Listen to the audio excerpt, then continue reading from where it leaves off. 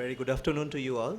Uh, the purpose of this talk is to make you aware of what are the different kind of impairments in adults that takes place specifically in the geriatric age group.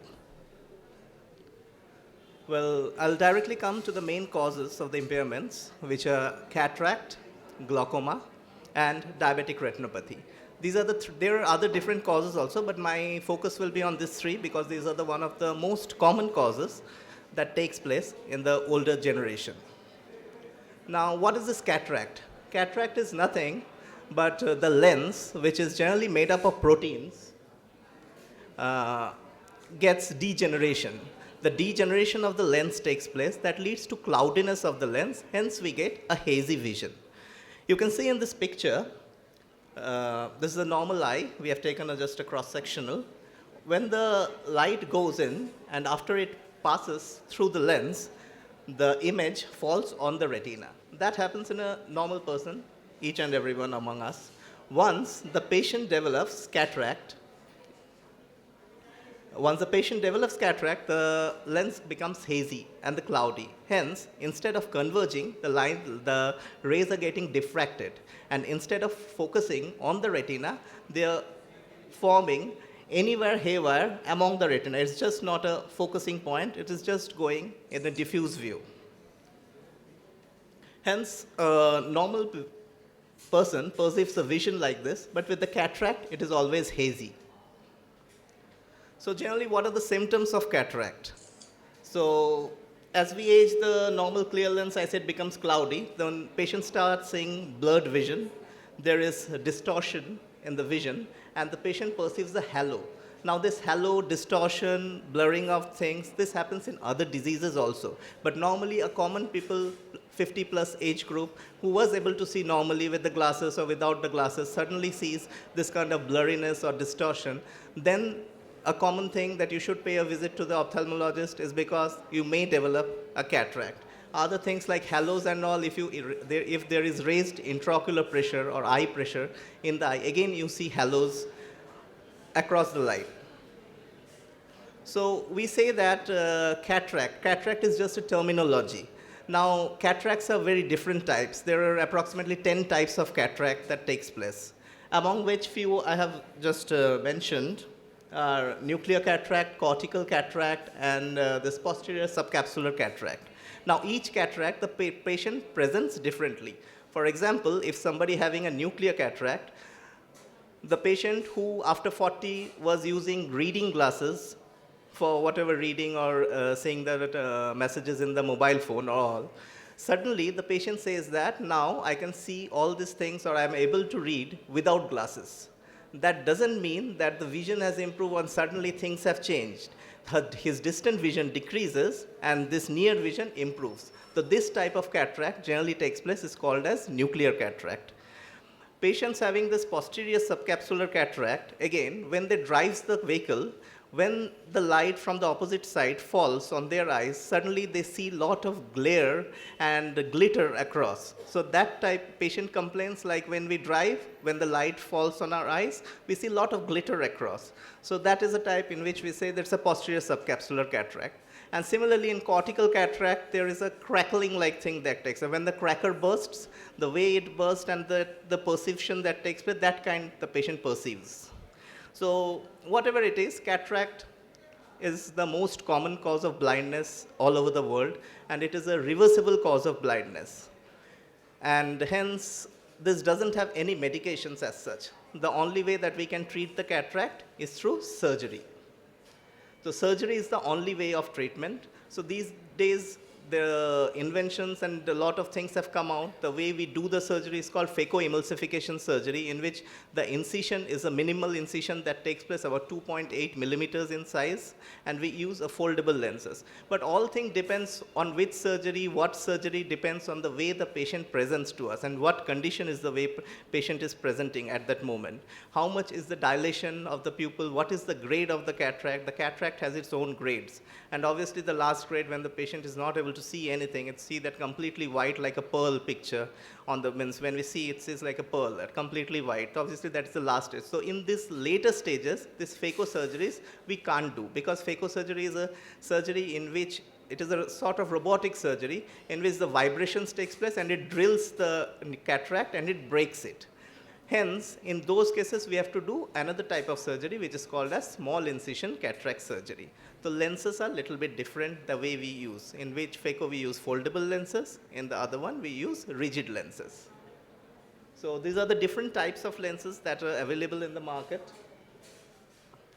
Now, what are the precautions that need to be taken post-surgery? Post-surgery, you have to wear compulsory little bit of dark, for some time around 20, 21 days for dark glasses.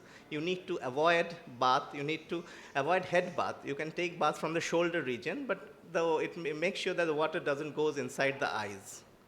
And medications, the most important thing, because a lot of patients are not compliant with the medications. So medications needs to be properly instilled. Now coming to the another topic, which is called glaucoma. Glaucoma we call as a silent thief of sight. Why it is called as a silent thief of sight? Because the patient doesn't get aware that he is developing glaucoma. You don't experience it. So there is as such no symptoms that you have, patient have when we say that, okay, you have got glaucoma and all.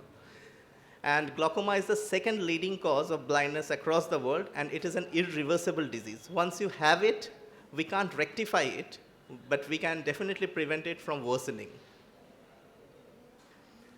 So all over India, we see that 13% of the people are already blind, and 3 to 5% per year of more than 35 years of age group, they're getting blind. And these are all the statistical data, but there are a lot of patients who doesn't even go to the doctor. So those things that we don't have.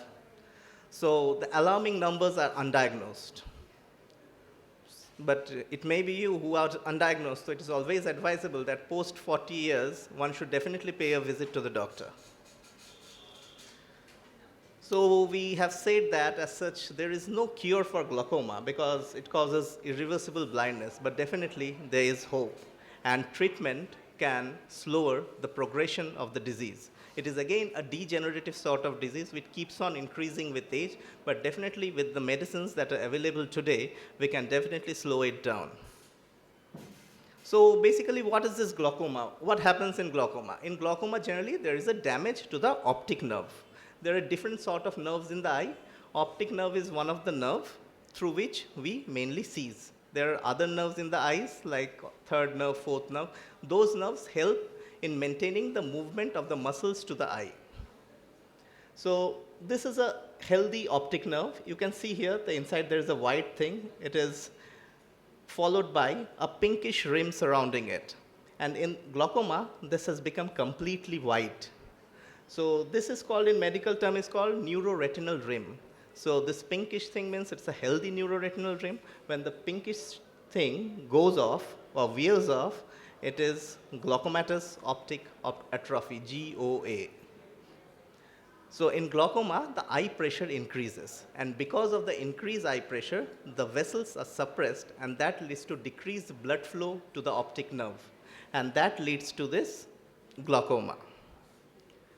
So to explain it, I've given a picture of a dam, or you can think of a wash basin. If the pipe of the wash basin gets clogged, the water gets accumulated, keep on accumulating, and that increases the pressure. Similarly, in the dam and all, there are gates, the water gets accumulated. When we lift up the gates, the water flows off. So in glaucoma, the gates get blocked, and we have no option to open it, either through medicines or through surgeries, and or through lasers. The gates has to be opened. What happens? Our eyes is it's a organ which is completely closed. So how it is formed? It is formed because there is secretion of some aqueous, some sort of water inside the eye that flows from behind to forward.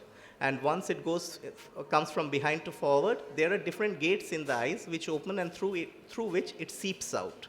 In glaucoma, those gates are blocked. Hence, production is more than the drainage. Hence, there is raised eye pressure. Actually, specifically, though we are concerning in this talk of the older generation, older peoples, but glaucoma can happen to anybody, even in a newborn child also. Basically, it has strong hereditary predominance, and it can happen. There is nothing like that, ki why I have developed glaucoma. Maybe if you don't have also hereditary predominance, then also you can still develop glaucoma. So 40 years or older with strong family history, people who are diabetic, because diabetic, as Dr. Jadhav also had explained before, because the blood vessels gets compromised, hence long steroid medication. Now steroid medication, whoever is a patient of a nephrology, means kidney problem, patients of skin diseases, maybe in the form of ointments for longer usage of steroids, any sort of use of steroid, be it oral, be it topical, be it local, can lead to glaucoma or cataract. Or in the retina, if we talk of, can lead to edema of the macular edema.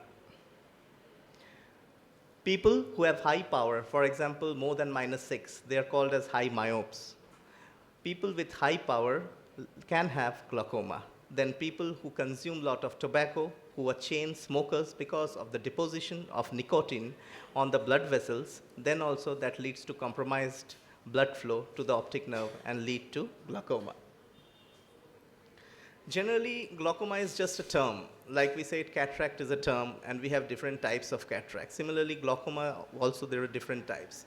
Mainly the types are open and closed angle glaucoma.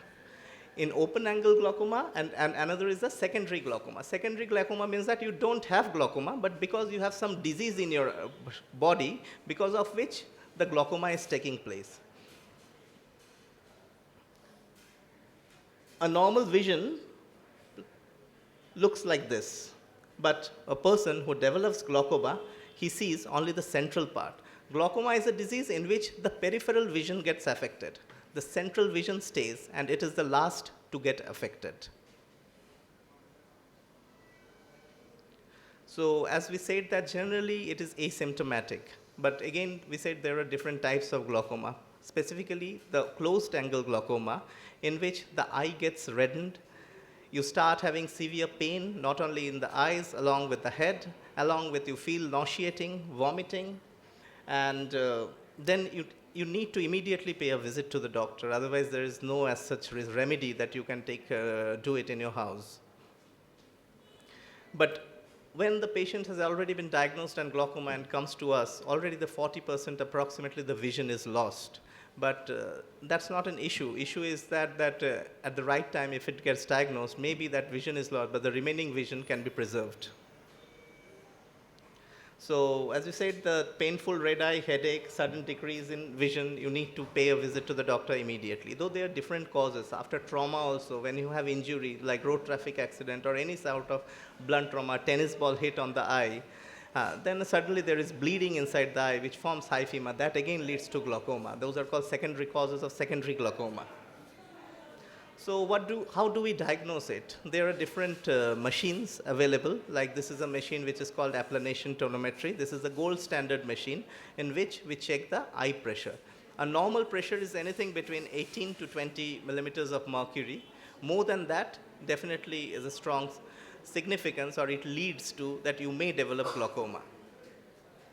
So again, there are different machines, like this is called as gonioscopy. This is a sort of lens through which we see, like I said, there are different doors inside the eye. We look at different angles, different layers inside, and then we decide, these doors are really closed or really open. Then we have certain machines called slit lamps and other lenses, ophthalmoscope, through which we see the inside of the eye and look at what is the status of the optic nerve.